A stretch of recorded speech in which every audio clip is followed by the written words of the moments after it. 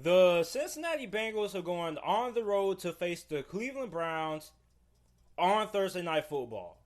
Now, both of these two teams lost their Week 1 matchups. The Cincinnati Bengals lost the heartbreaker to the Los Angeles Chargers. And the game that was really close, wasn't really a whole lot of scoring. And the Bengals on the last drive had a lot of things that didn't go their way. I mean, you had the touchdown by A.J. Green that got called back due to offensive pass interference.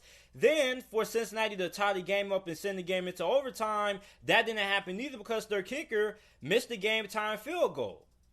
So, then you got the Cleveland Browns. The Cleveland Browns, I mean, they were the complete opposite. The Bengals game against the Chargers was close. The Browns game against the Baltimore Ravens wasn't close at all. And they really struggled. I mean, the defense didn't play well, and the offense really struggled. And I mean, I know a lot of people are going to be quick to call the Cleveland Browns and Baker Mayfield overrated and say that this is not a good team. But I've been telling people this all off season. When you have a new head coach and you have your players learning a new system, you can't really expect them to do well week 1 with the conditions that they will face to work with this offseason. I mean, due to the pandemic that's going on, teams didn't really have a lot of time to prep. So, I mean, you're looking at the Cleveland Browns who only really had about 3 to 4 weeks to, go on the field and learn their playbook and try to master as many plays as possible. So, I mean, it's not really all that surprising that the offense kind of came out flat week 1. So, you look at the Cleveland Browns in this game, you're going to be facing a Cincinnati Bengals defense that isn't as good as Baltimore's defense, but they're really good up front. Now, Geno Atkins didn't play week 1 against the LA Chargers. Now, I don't know if he's going to play in this game or not, but it's going to be interesting to find out if he does play in this game, because I think Geno Atkins could have a really significant impact if he plays in this game for the Cincinnati Bengals, for the fact that the Cleveland Browns like to run the football a lot. And if you got Geno Atkins there, paired up with DJ Reader, it's going to make it even more difficult for the Cleveland Browns to have success running the football. And then, when you look at the Cincinnati Bengals, I mean, Joe Burrow struggled against the Chargers secondary. Like, aside from that rushing touchdown that he had early on in that game, he really struggled, which wasn't really all that surprising to me because you gotta look, the LA Chargers, even though they don't have Derwin James, still had a really good secondary. So Joe Burrow had a really tough rookie debut ahead of him going against that LA Chargers secondary. And then on top of that, the offensive line, I mean, it wasn't bad, but it wasn't great neither. And offensive tackle Bobby Hart, I mean, he was pretty much a liability in that game for the Cincinnati Bengals. Like, he was pretty much the worst offensive lineman on the field. So he really struggled in that matchup against the Los Angeles Chargers. But you do have a Bengals team that was able to run the football last week, and they should have a pretty good amount of success running the football against this Cleveland Browns defense, because the Cleveland Browns, their weakness is their lack of depth and their lack of talent at the linebacker position. And you look at what happened against Baltimore. Baltimore wasn't, gashing on Cleveland in the running game because they didn't really have to. They were able to do whatever they really wanted to, if we're being honest. So you look at Cincinnati, a team that has success running the football against the Los Angeles Chargers. I think they should have a pretty easy time having success running the football with Joe Mixon against the Cleveland Browns. Because like I said, the Cleveland Browns defensive line isn't all that amazing, aside from Myles Garrett, and their linebacker unit isn't all that great neither, especially with the fact that they're missing one of their best linebackers in Mack Wilson. So, you got this Browns defense that couldn't stop the Ravens last week. I mean, Lamar was 20 of 25 passing for 275 passing yards and 3 touchdowns. So, I mean, this Browns defense needs to come out and be able to get the job done against Joe Burrow. And give it all credit, this Cincinnati Bengals offense, they're not as great as the Baltimore Ravens offense is, but just because they're not as good as the Ravens offense, that doesn't mean the Browns defense can just come on here and, just sleep on them, because this is a Cincinnati Bengals offense that, despite the fact that they are having a rookie quarterback and he's still trying to get his feet wet in the NFL, this is still a Bengals offense that could torch you if you give Joe Burrow enough time in the pocket. Because Joe Burrow against the LA Chargers, although he did struggle, he had some really nice plays as well. And if he would have had a little bit more time to throw in the pocket, he probably could have had a lot better of a rookie debut. So, I mean, if you're the Cleveland Browns defense, man, you got to be able to stop this run game, and you have to force the Cincinnati Bengals to win the game throwing the football. Because early on, I don't think the Bengals and Zach Taylor are trying to put a lot of pressure on Joe Burrow early on this season, given the fact that we haven't really had a preseason and it wasn't really a lot of time to prepare in the offseason. So week one was still kind of like a filling out process. Joe Burrow is still trying to learn the NFL game. He's still trying to get acclimated to the speed of the NFL. So you look at the Cleveland Browns, you got to be able to stop this run game and force the Cincinnati Bengals to win this game throwing the football. Because you let Cincinnati run the football, then I think that's where this defense is going to end up being in a lot of trouble.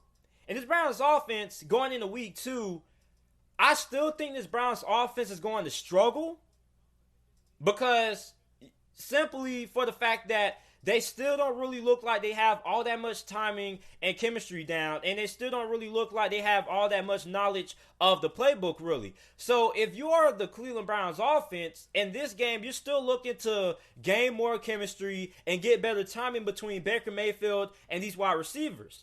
Because I understand how it's easy to call the Browns overrated because they got blown out by the Baltimore Ravens. But I mean, the Baltimore Ravens is one of the best teams in the NFL this year.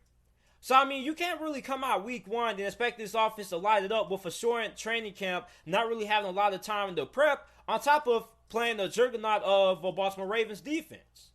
So, I mean, if you're the Cleveland Browns, in this game, I still think they may come out flat. But in this game, they still need to try to develop some more timing and get some chemistry down with these wide receivers. And they should be able to do that because this Cincinnati Bengals secondary, at least from the cornerback position, still isn't all that great. Now, the safety position with Von Bell and Jesse Bates is really solid. But the cornerback position for Cincinnati, I'm still up in the air about it. So, if there was a game for the Cleveland Browns to get in rhythm on offense, this probably would be the game. So, the team I'm taking to win this game, I'm going to take the Cincinnati Bengals to win this game. And here's why I'm going to take Cincinnati to win this game.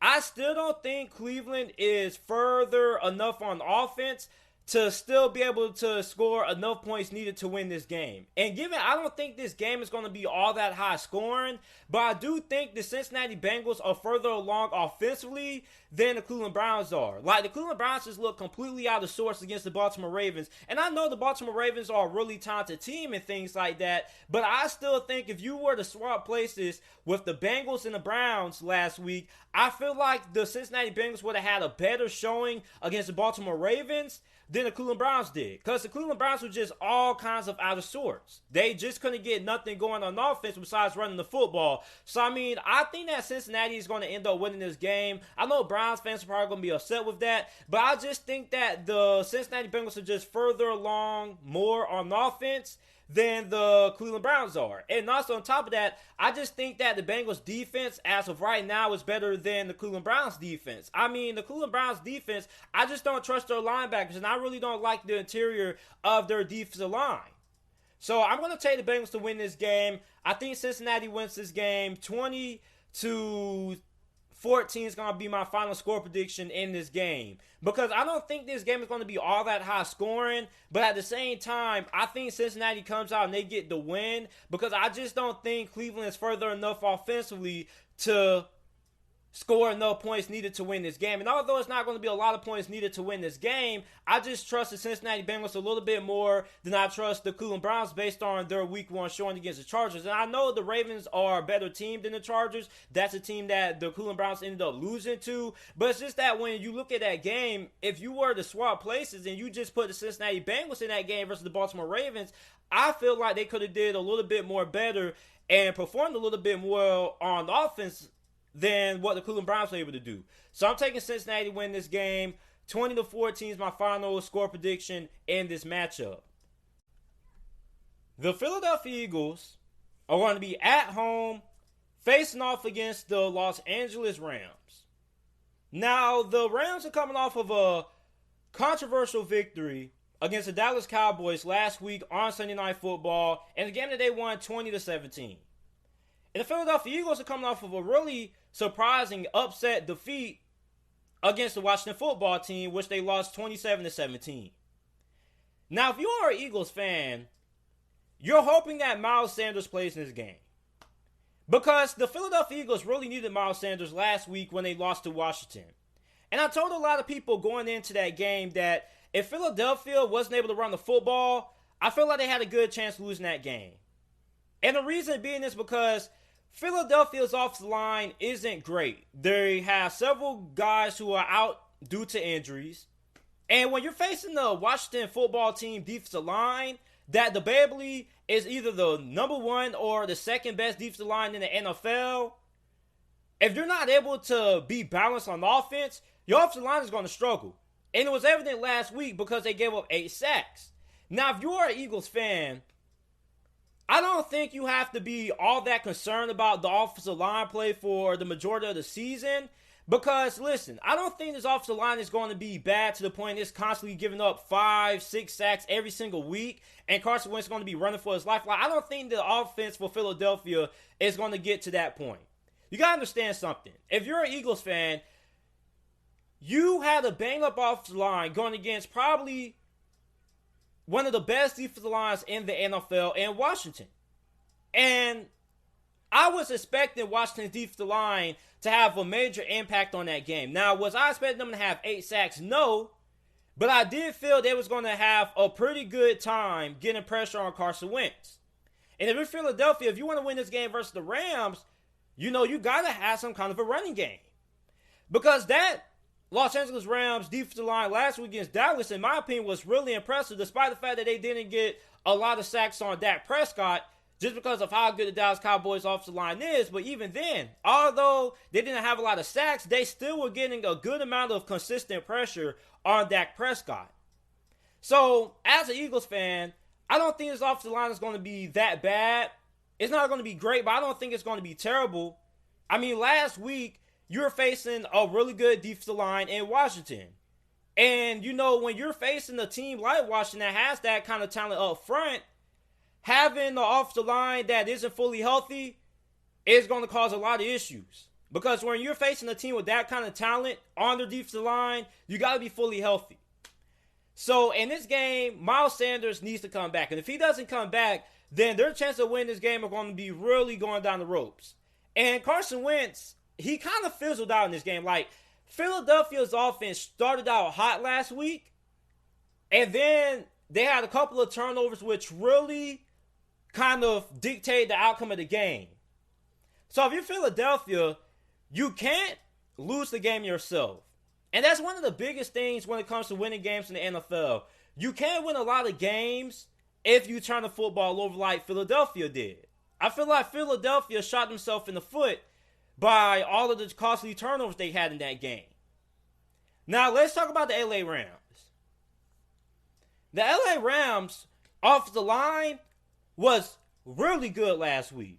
I mean, this offensive line looks like it has bounced back to the form that it was the year they went to the Super Bowl a couple of years back in 2018.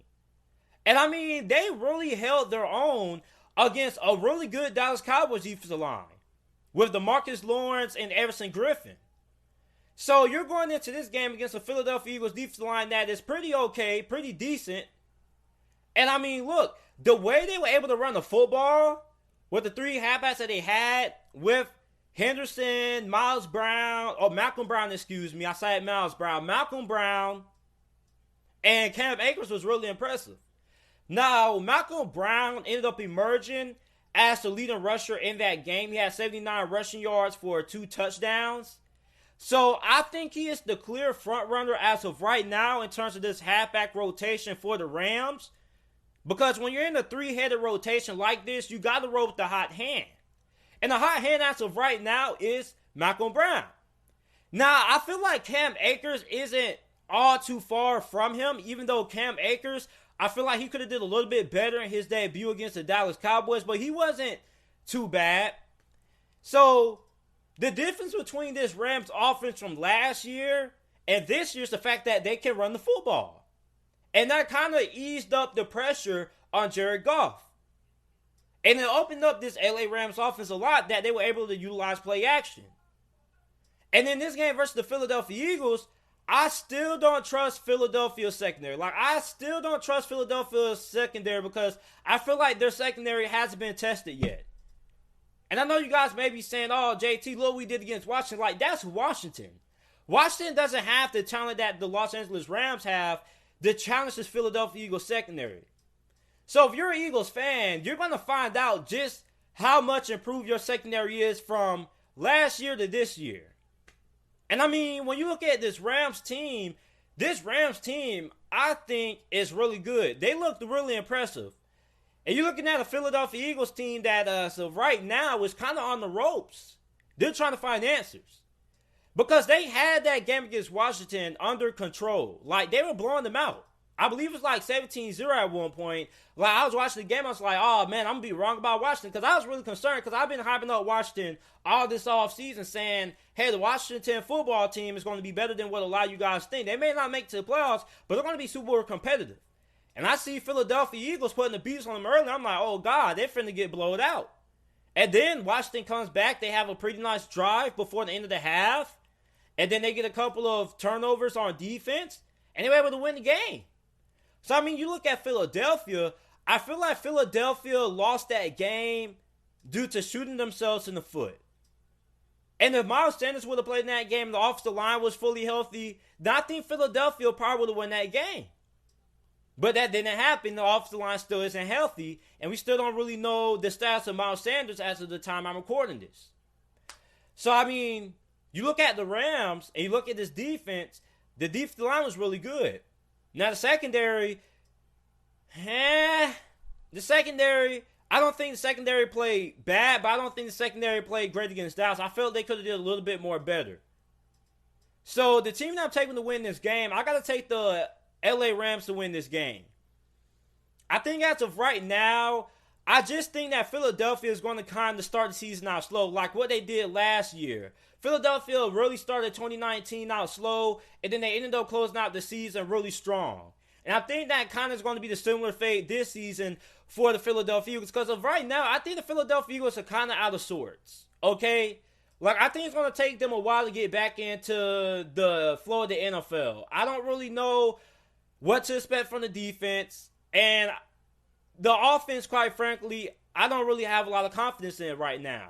You got Carson Wentz and everything, but I mean, I still don't really know how I feel about the Eagles as of right now. I think the Philadelphia Eagles are still trying to find themselves. They're still trying to get their identity on the offense, and there's still a lot of moving parts, especially with that offensive line. That offensive line is going against a really good defensive line with the LA Rams. So, I mean, I got to take the LA Rams to win this game. I think the Rams win this game 27-24 is my final score prediction in this game. So, I mean, I think Philadelphia can win this game, but I just don't really have a lot of confidence in Philadelphia right now. It's just early on in the season, and the way that they lost against Washington, like, they just really shot themselves in the foot, and their offensive line really got exploited. Okay? Now, like I said earlier, I don't think that their offensive line is going to be completely terrible. I don't think it's going to be bad, but I don't think it's going to be great. I think it's going to be average because you're not going to be facing a lot of defensive lines built like Washington. Okay? But in this game, I just got to take the Rams to win this game because I just have a little bit more faith in the Rams than I do with the Philadelphia Eagles. Like, the Rams looked really impressive on both sides of the football last week and that win against the Dallas Cowboys. Now, although it was a controversial win against the Cowboys, it still is a W nonetheless. So, I mean, I got to take the Rams to win this game against the Philadelphia Eagles on the road in Philadelphia. The Detroit Lions are going to be on the road facing the Green Bay Packers. The Detroit Lions are coming off a loss versus the Chicago Bears, 27-23. And the Green Bay Packers are coming off of a win versus the Minnesota Vikings, 43-34. Now, if you are the Detroit Lions, your season has already gotten off to a pretty bad start. You blow a lead to the Chicago Bears to Mitchell Trubisky in the fourth quarter where he just goes absolutely ballistic. And a big reason for Mitchell Trubisky going crazy in the fourth quarter was because of the Lions' two best cornerbacks getting injured during that game, Desmond Trufant and Justin Coleman. So we don't even know if Desmond Trufant and Justin Coleman are even going to play this week versus the Green Bay Packers. Now, Jeff Okudah, Don't really know if he's going to play in this game neither. You're hoping that if you are a Detroit Lions fan that Jeff Okudah does play in this game. But I mean, listen, man, this season has already gotten off to a pretty bad start for the Detroit Lions. And when you look at how they lost that game, I mean, everybody deserves a good amount of blame. I feel like Matthew Stafford could have played a little bit better. I feel like DeAndre Swift deserves a good amount of blame as well because he dropped the game-winning touchdown. And then the Detroit Lions secondary was just berated by injuries during the game. But I mean, even then, if you are a Detroit Lions fan, there's still no excuse to get carved up by Mitchell Trubisky in the fourth quarter like that. Like, I don't care who's injured. Like, if you're Matt Patricia, you are a defensive-minded coach. The NFL isn't just all about talent. The NFL is a chess game. And a lot of people don't realize this. You see, in chess, you may lose a couple of your pieces, but depending on the player, you can still win a game even if your opponent has more chess pieces than you. It's all about strategy. It's all about making adjustments. In the NFL, not every team is going to be able to stay fully healthy. Every team has to battle through injuries. Just like chess. You may lose a couple of chess pieces, but you still have to keep on going, and you still have a chance to win the game. And for Matt Patricia, you just have that big of a lead. I don't really care who gets injured. Like, when you have that significant amount of a lead, you have to be able to hold on to it. And this isn't the first time that the Detroit Lions have blew leads like this. Like, it's crazy because week 1 last year, they did the same thing in the loss against the Arizona Cardinals.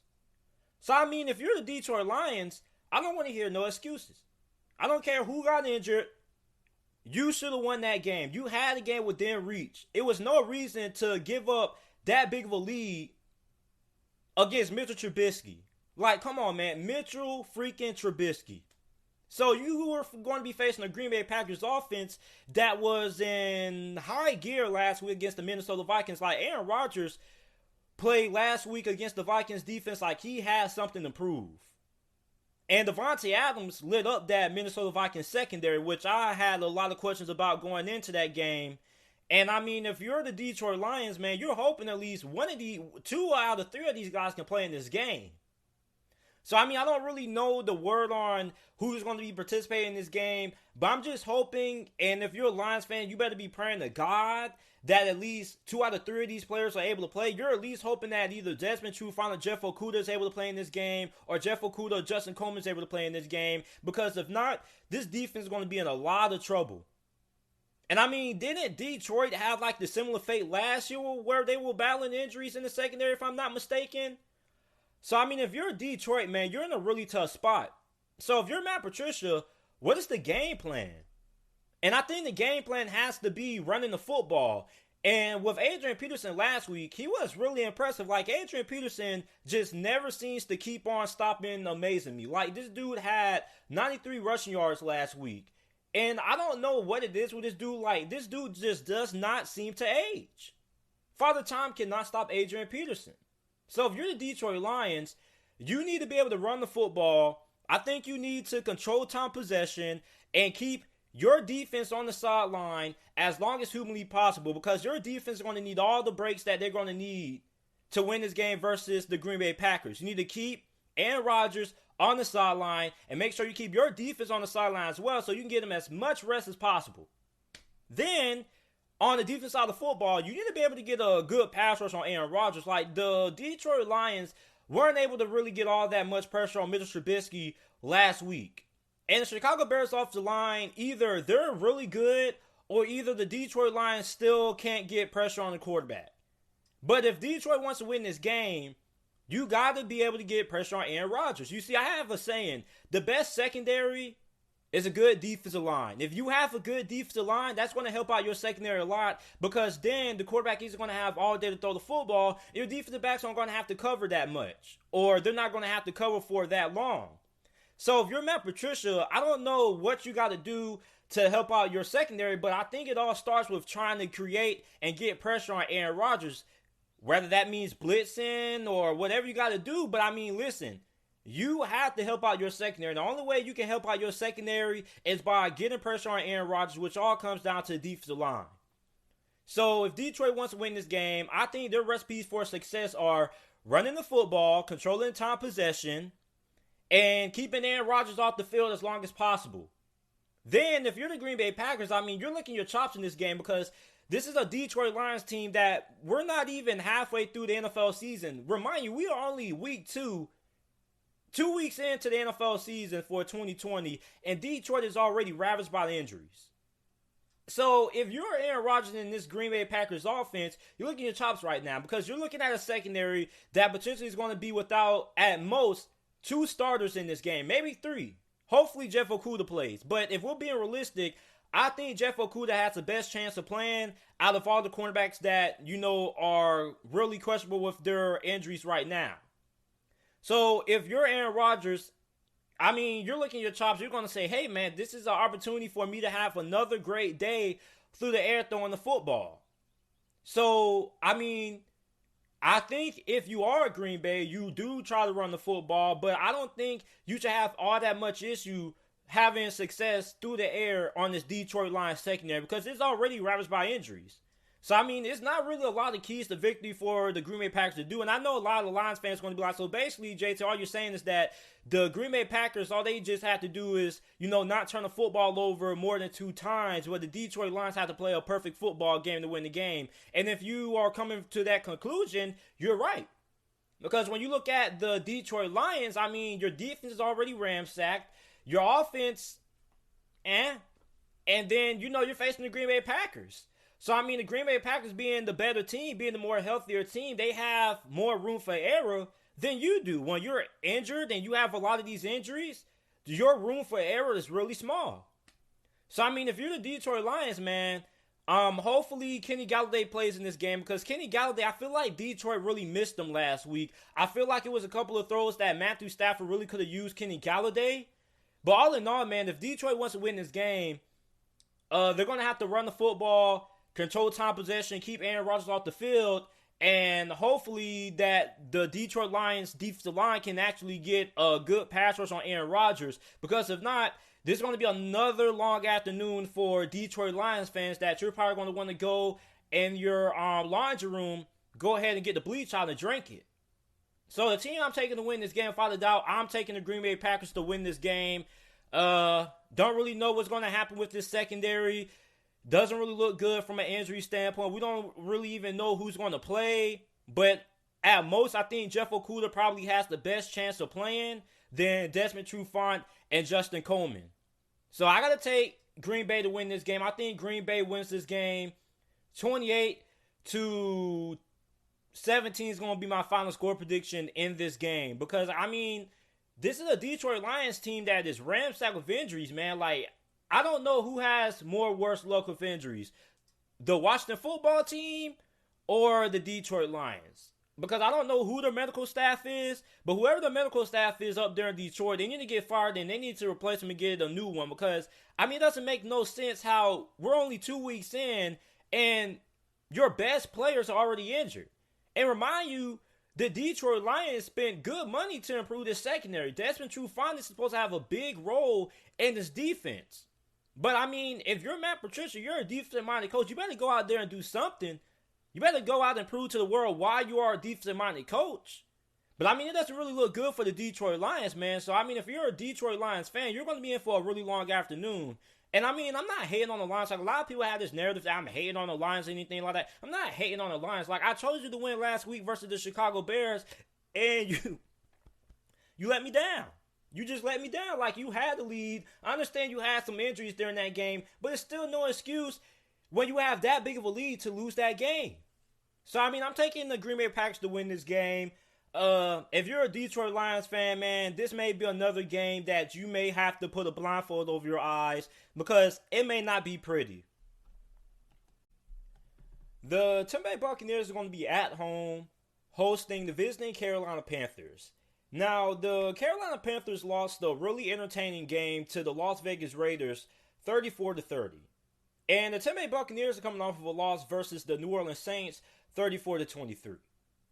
And I feel like a lot of people are overreacting to the Tampa Bay Buccaneers week 1 loss against the New Orleans Saints.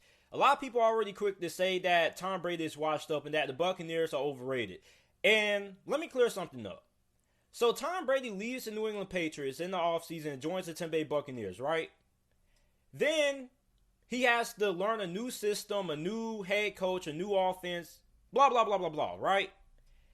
And on top of that, he has no mini camp, no preseason, and only like 3 to 4 weeks of training camp. And 3 to 4 weeks of training camp isn't enough to completely master the offense and get the chemistry and timing down for your teammates. You see, Tom Brady didn't play all that great versus the New Orleans Saints. He had some mistakes in there, but a lot of mistakes that, Tom Brady, the interception that he threw, a couple of the mistakes and the interceptions all came down to, in my opinion, not really having a lot of chemistry and not really having the timing down with his wide receivers, because he hasn't really had a lot of time to practice with this team actually on the field. And I know a lot of you guys are going to be like, oh, JT, what do you call when he was, having those throwing sessions with the wide receivers during the summer? Okay, it's a difference between throwing the football to your wide receivers on air with no pads on and throwing to your wide receivers in a real NFL game with your opponent going 110%. So, I expected Tom Brady and this Buccaneers offense to struggle early on in that game. That's why I chose the New Orleans Saints to win that game. And I think that a lot of people just have the misconception that the Buccaneers just have this talented team. They just expect Tom Brady to go in there and just light it up. It doesn't work like that. Just because you have a talented team doesn't mean you're necessarily just going to come right out the gate. Like, it is a lot of moving parts to winning games in the NFL that a lot of you guys don't understand. Well, let me take that back. The average NFL fan wouldn't understand that.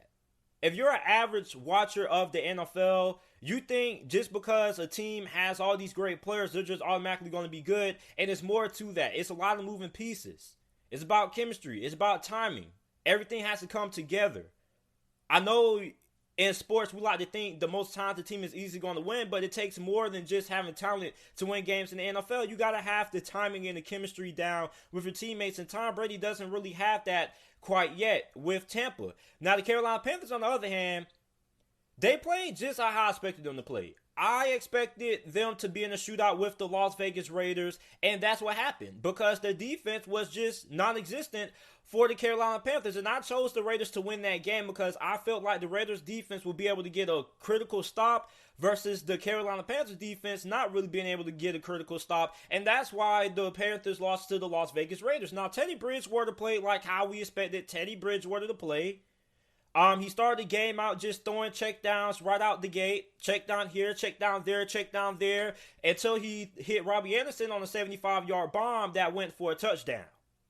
So Teddy Bridgewater played up to my level of expectations. And Chris McCaffrey was going as well. So, the Carolina Panthers defense was the reason why they lost that game. And the Carolina Panthers defense is the worst defense in the NFL, in my opinion. This defense is just as bad as I expected it to be. And I know a lot of Carolina Panthers fans are going to get upset with that statement, but it is the honest truth. The secondary isn't all that great, although I do like Jeremy Chin. I felt like he played decent. But other than that, everybody didn't really play all that great. And it wasn't just the secondary, really. Like, their run defense, in my opinion, was a little bit worse than I expected it to be. Like, I expected their pass defense to be worse than their run defense. I didn't think that their run defense would be worse than their pass defense. Like Josh Jacobs, I already know that Josh Jacobs is an animal, but golly, man, they could not keep him out of the end zone at all. So, for the Carolina Panthers in this game, you're going to have your work cut out for you. And if you're Tom Brady and you are the Tampa Bay Buccaneers, this is the perfect game to kind of get things going in the right direction. Because you're going to be facing a Tampa Bay Buccaneers secondary that isn't great. This defense isn't great. The offense can put up some points. So, I expect this to be another high-scoring affair. And when you look at Tampa Bay's defense, you're going to be facing the Carolina Panthers offensive line that is a little bit better than what I expected it to be, but I didn't really feel like the Las Vegas Raiders weren't really able to exploit the offensive line. So I still don't really know how good this offensive line for Carolina is, because I need to see them get tested. And I think this game, they're going to get tested because the Buccaneers defensive line was really impressive, in my opinion, against the New Orleans Saints, especially Jason Pierre-Paul. He was really good. So up front, Tampa Bay's defense is going to cause a lot of havoc for the Carolina Panthers offensively. And this secondary for Tampa Bay played, in my opinion, pretty good against New Orleans Saints. Like, they shut down Michael Thomas, although Michael Thomas was hurt, but we don't really know when he got hurt. We don't know if he got hurt during the game or whatever. But anyway, they shut down Michael Thomas. So, I mean, Tampa Bay Buccaneers secondary was really impressive, in my opinion, against the New Orleans Saints. Now, what concerns me is the run defense, because they did give up a couple of big runs against New Orleans Saints. So, if you're Carolina, I think your best chance of winning this game really is giving the ball to Christian McCaffrey. Now, a lot of the things that Carolina likes to do is just dictate it when it comes to the wide receivers being able to make plays with the ball in their hands. Teddy Bridgewater doesn't just have to air the ball out to win. Like, all he just has to do is throw a 5-yard slant pass to a wide receiver like Curtis Samuel, and he can just automatically, maybe he could take that to the house for like a 60-yard or 50-yard touchdown or something like that. So I feel like this offense for Carolina is really predicated based on what these wide receivers are able to do after the catch. So if you're Tampa Bay, you got to be able to wrap up. You got to make sure that these wide receivers, once they catch the ball, you bring them down to the ground. Don't be trying to get all fancy, trying to get all these big hits and things like that. Wrap these wide receivers up. Make sure they're not able to do anything after the catch. So, the team that I'm taking to win this game, I'm taking Tampa Bay to win this game without a doubt. I think this game is probably going to be another high-scoring affair. If we're being honest, I think Tampa Bay wins this game 31-21 or 31-20 is going to be my final score prediction in this game, because I just don't think Carolina's defense is all that great. I think they have one of the worst defenses in the NFL, and their defense was just as bad as I expected it to be going into that game against the Las Vegas Raiders. They weren't really all that great versus the run, which was a little bit disappointing to me because I thought they would be a little bit better. Their pass defense wasn't all that great in my opinion. And I mean, I feel like Tampa Bay, with this talented offense that they have, I feel like this is the game that Tom Brady and Tampa Bay's offense can kind of get things moving in the right direction. Now, even if Tampa Bay wins this game and my prediction is wrong, Tampa Bay still is going to have a long way to go. Like, you just don't have one game and one victory that the offense just, has everything moving and gelling together. Like, it's going to take a couple of weeks. But if you're Tampa Bay, you got to take advantage of this game versus the Carolina Panthers because you're facing a not-so-great defense. So this is your opportunity to kind of figure out things on the offense, figure out what works, figure out what doesn't work, and kind of try to gel. And if you're the Carolina Panthers, I mean, you're hoping that your defense can get a stop in this game. And if you're Carolina, I mean, your defense, one thing that you have going for you on the defense side of the football, if you are a Carolina Panthers fan, is the fact that this is a Tampa Bay Buccaneers offense that doesn't really have a lot of chemistry and a lot of rhythm. So that should give you a couple of opportunities to get some turnovers due to mistimed throws that aren't in the right place, wide receivers not fully running their routes. And let's talk about Mike Evans for a second.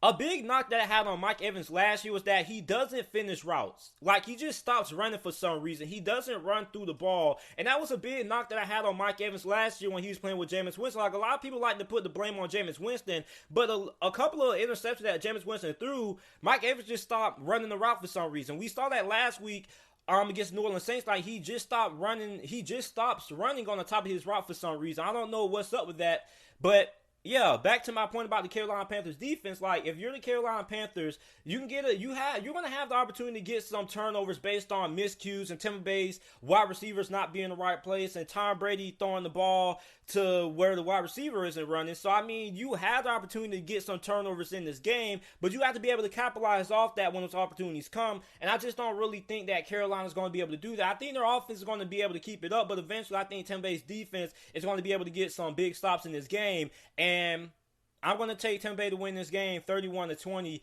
is my final score prediction for this game. And like I said, Carolina isn't going to get blown out in this game. I don't think that's going to happen, but I do think that Tampa Bay should win this game by a pretty decent margin. And like I said, Carolina is going to have the opportunity to get some turnovers on defense because this offense is really out of sorts right now. They're still trying to figure things out. So when you have an offense that's struggling, trying to figure things out, trying to get chemistry and timing down, this is your opportunity to go ahead, try to get some stops on defense, try to get some turnovers. So I'm taking the Buccaneers to win this game, and I'm taking them to win 31-20 is my final score prediction. The Houston Texans are going to be at home hosting the visiting Baltimore Ravens. Now, last week, the Baltimore Ravens steamrolled the Cleveland Browns 38-6. And the Houston Texans lost to the Kansas City Chiefs 34-20.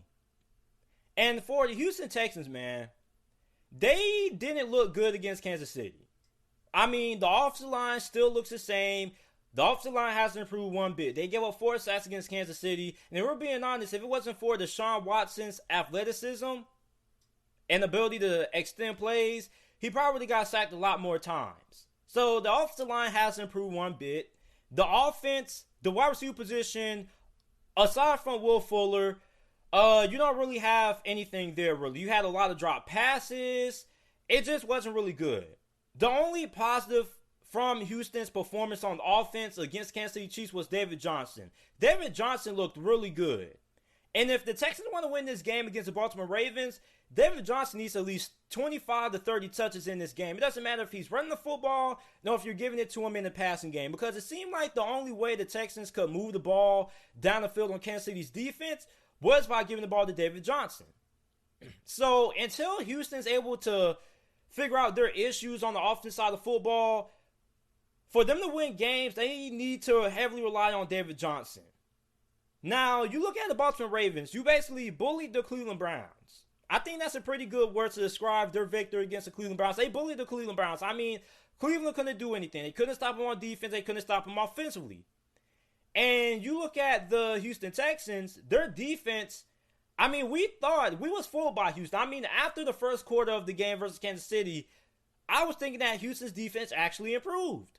Well, after the first quarter, Kansas City's offense just turned on the Jets, and I mean, there was no looking back from there. Houston had no answers. And I mean, Kansas City, I mean, they were really good running the football. And you can tell that Houston really misses DJ Reader. I mean, DJ Reader was one of the best run defenders in the NFL last year.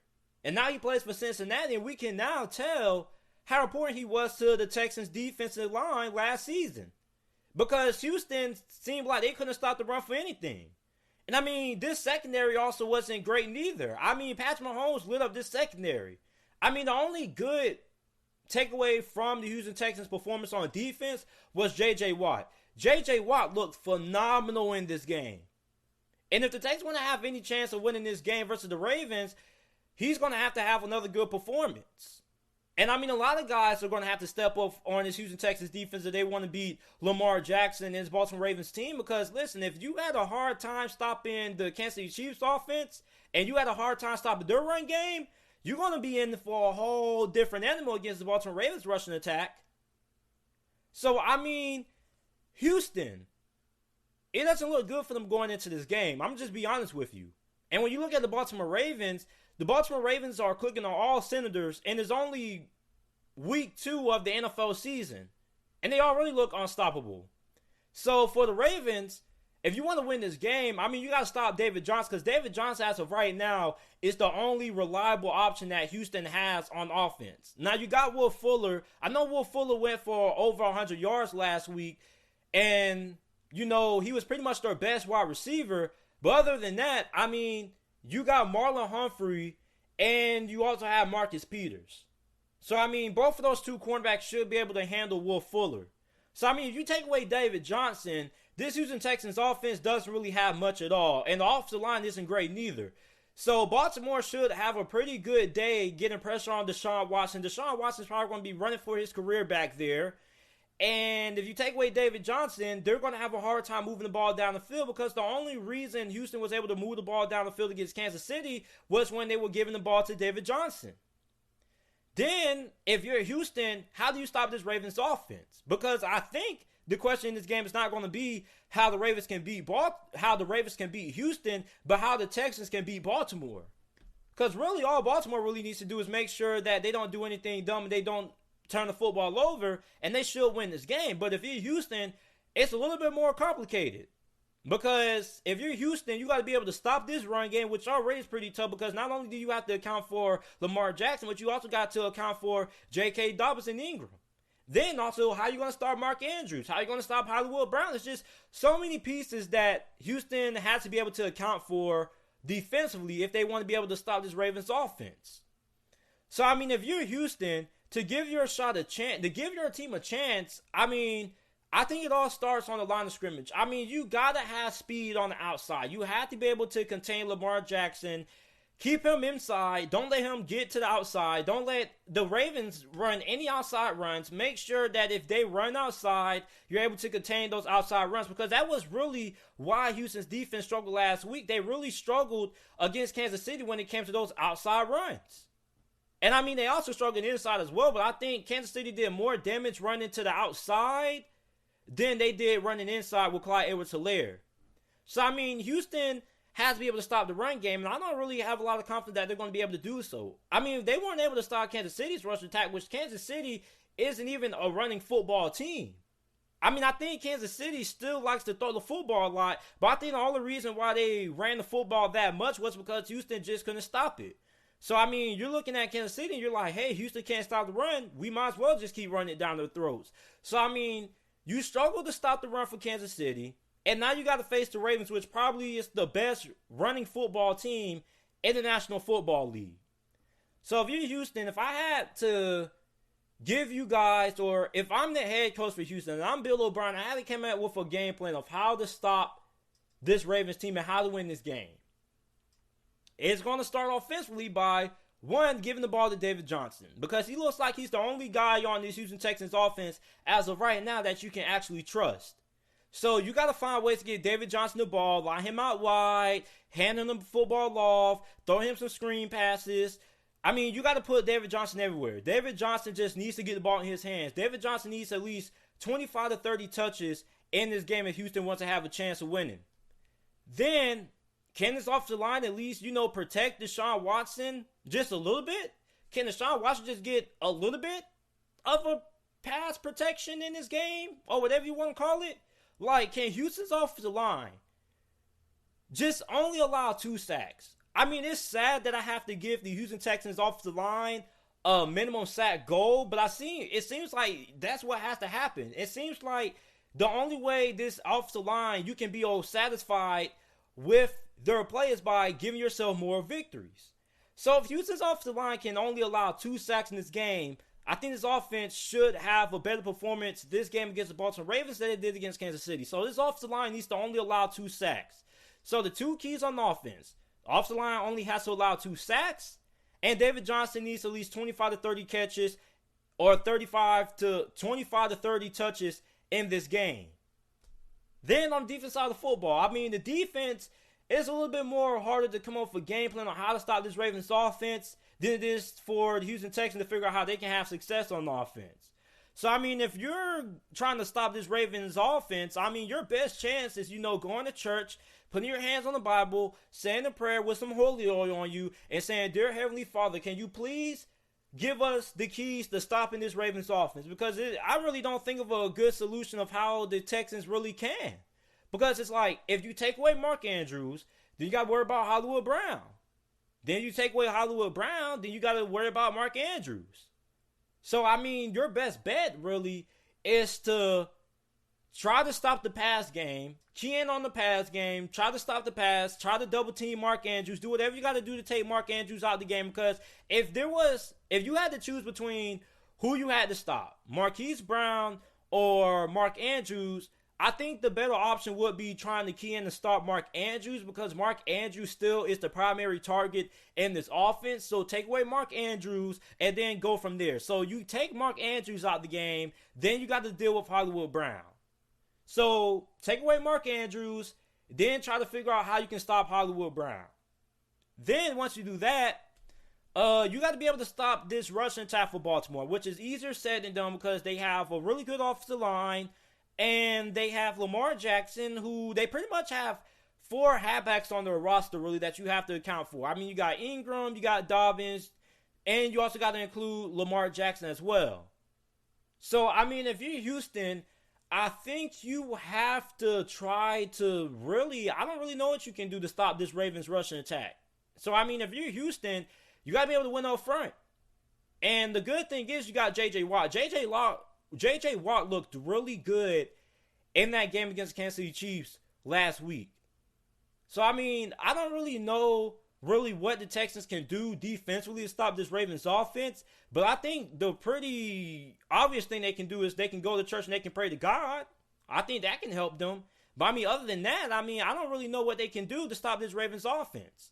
So the team I'm taking to win this game, I'm taking Baltimore to win this game. I think Baltimore's going to dominate Houston. I think Baltimore wins this game 38-14 or 38-17 is going to be my final score prediction in this game. I think Houston probably could score 24 points in this game because, in the fourth quarter, the game's probably going to be over. Baltimore is probably going to take the foot off the pedal a little bit. So I think Baltimore probably could win this game 38-24 because they allowed Houston to score some points in the fourth quarter with the game pretty much being all but decided. But I don't think this game is going to be all that close. Houston looks out of sorts. They can't move the ball on offense. The only way they moved the ball on offense last week against Kansas City was with David Johnson. So, I mean, if Houston wants to win this game, it all starts with David Johnson. They need to give the ball to David Johnson. Like I said, he needs 25 to 30 touches in this game. And this defense has to figure out a way to stop this Ravens offense, which is easier said than done. So I'm taking Baltimore to win this game 38-24.